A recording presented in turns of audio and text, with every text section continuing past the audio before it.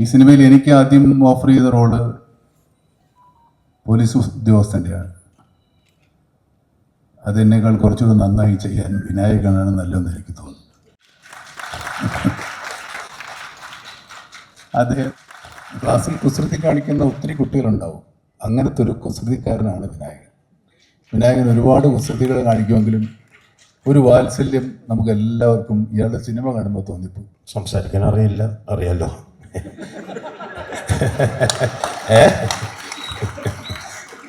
ഡൈസിയുടെ കണ്ടോ ആരെങ്കിലും? പൊളിച്ചിട്ടില്ല ഇയാൾ. ഇനി ഇതിനുള്ളിൽ എന്ത് വേണം? കഴിഞ്ഞ 45 വർഷമായി നിങ്ങളെ വിശ്വസിച്ച് മാത്രമാണ്, അല്ലെങ്കിൽ നിങ്ങളെ രസിപ്പിച്ചുകൊണ്ട് മാത്രമാണ് ഞാനിവിടെ നിലനിൽക്കുന്നത്. ഇനി അങ്ങോട്ട് അതിനുള്ള അവസരങ്ങൾ ഉണ്ടാകട്ടെ എന്നാഗ്രഹിക്കുന്നു, പ്രാർത്ഥിക്കുന്നു. ബഹുമാനത്തോടുകൂടി തന്നെ, ആരാധനയോടുകൂടി തന്നെ സ്വാഗതം ചെയ്യുകയാണ് the man, the phenomenal, our very own Mammukka. ഇത് മമ്മൂട്ടി കമ്പനിയുടെ 7ാമത്തെ സിനിമയാണ്. കുറേ കാലത്തിന് ശേഷം എൻ്റെ ഒരു സിനിമ ഇറങ്ങിയാണ്. ഈ സിനിമയ്ക്ക് കുറച്ച് കാലതാമസം ഉണ്ടായിരുന്നു. കാരണം നിങ്ങൾക്കൊക്കെ അറിയാം, ഇത് ഞാൻ വളരെ ആഗ്രഹിച്ച് ചെയ്യുന്ന സിനിമകളാണ്. ഞങ്ങളുടെ എല്ലാ പ്രൊഡക്ഷനും ഇനി ഒരുപാട് നല്ല സിനിമകൾ ചെയ്യണമെന്ന് ആഗ്രഹമുണ്ട്, ഇല്ലെന്നല്ല. ഓരോ സിനിമയും വളരെ സന്തോഷത്തോടെ പ്രേക്ഷകർ സ്വീകരിക്കുമ്പോൾ ഒരു സമാധാനമുണ്ട്. നമുക്കിനിയും നല്ല സിനിമകൾ ചെയ്യാൻ സാധിക്കും. അതിന് നമ്മുടെ പ്രേക്ഷകരുടെ എല്ലാ സപ്പോർട്ടും ഉണ്ടാവും എന്നുള്ളൊരു ആത്മവിശ്വാസം. ഈ സിനിമയും അങ്ങനെയാണ്. ഇതൊരു പരീക്ഷണ സിനിമ എന്നല്ല ഞാൻ പറയുന്നത്. പരീക്ഷണങ്ങൾ, സിനിമയെല്ലാം പരീക്ഷണങ്ങൾ തന്നെയാണ്. പരീക്ഷണങ്ങളില്ലാത്തൊരു സിനിമ ഇറങ്ങുന്നില്ല ഇവിടെ. 10 കോടിയുടെ ആയാലും ശരി, 100 കോടിയുടെ ആയാലും ശരി, എല്ലാം പരീക്ഷണങ്ങളാണ്. അത് വിജയിക്കുന്നത് വരെ അത് പരീക്ഷണമാണ്. വിജയത്തിന് ശേഷമേ അതൊരു വിജയമാകുന്നത്. ഈ സിനിമയും അങ്ങനെയാണ്. ഇത് എന്നെ സംബന്ധിച്ചിടത്തോളം സിനിമയല്ല പരീക്ഷണം, എൻ്റെ കഥാപാത്രമാണ് ഇതിൻ്റെ ഏറ്റവും വലിയ പരീക്ഷണം. ഈ സിനിമയിൽ ഞാൻ ചെയ്യുന്ന കഥാപാത്രത്തിന് ഒരുപക്ഷെ നിങ്ങൾക്ക് സ്നേഹിക്കാനോ ഇഷ്ടപ്പെടാനോ വലിയ ബുദ്ധിമുട്ടാണ്. പക്ഷേ ഈ കഥാപാത്രം നിങ്ങൾക്ക് സിനിമ കണ്ടു പോകുമ്പോൾ തിയേറ്ററിൽ ഉപേക്ഷിച്ചിട്ട് പോകാൻ പറ്റും.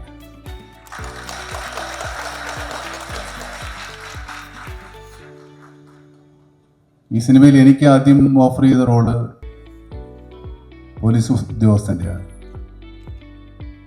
അതെന്നേക്കാൾ കുറച്ചുകൂടി നന്നായി ചെയ്യാൻ വിനായകനാണ് നല്ലതെന്ന് എനിക്ക് തോന്നുന്നു. അദ്ദേഹത്തെ സമീപിച്ചപ്പോൾ പുതുക്കാരൻ എന്നെ വിശ്വാസമായില്ല. ശരിക്കും ഞാൻ തന്നെയാണോ, നിങ്ങൾ വിനായകനാണോ ഉദ്ദേശിച്ചത്? അല്ലാതെ ഈ സിനിമയിലെ നായകൻ വിനായകനാണ്.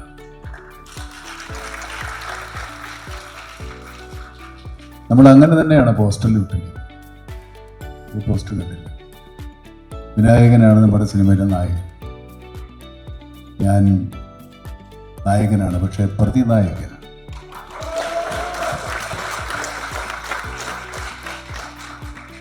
അത്രയും കാലം എൻ്റെ എല്ലാ സിനിമാ കസർത്തുകളും സ്വീകരിച്ച ഈ പ്രേക്ഷകരെ വിശ്വസിച്ച് തന്നെയാണ് ഞാൻ ഇങ്ങനൊരു കഥാപാത്രം ഏറ്റെടുക്കാൻ ധൈര്യപ്പെട്ടത്. എൻ്റെ ആത്മവിശ്വാസത്തിന് നിങ്ങൾ കൂട്ടുനിൽക്കുമെന്ന് തന്നെയാണ് ഞാൻ വിശ്വസിക്കുന്നത്.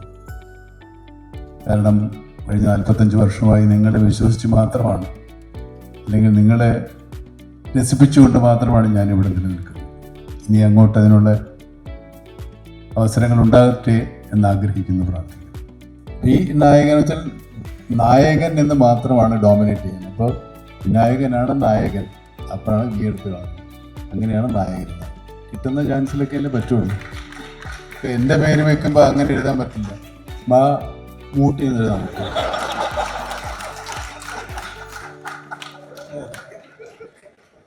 അങ്ങനെ പറ്റില്ല. അപ്പോൾ അതാണ്, അങ്ങനെ വിനായകനായതുകൊണ്ട് മാത്രമാണ് നടക്കുന്നത്. സംസാരിക്കാൻ അറിയില്ല, അറിയാലോ.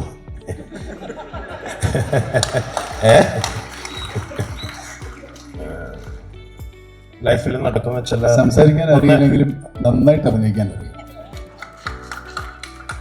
ഇനി ഉണ്ടാവില്ല ഇങ്ങനൊരു സിറ്റുവേഷൻ, ആർക്കും ഉണ്ടാവില്ലെന്ന് എനിക്ക് തോന്നണം. അത്ര ഭാഗ്യമുള്ളവനായ വിനായകൻ. സന്തോഷം. ഈ ക്ലാസ്സിൽ കുസൃതി കാണിക്കുന്ന ഒത്തിരി കുട്ടികളുണ്ടാവും.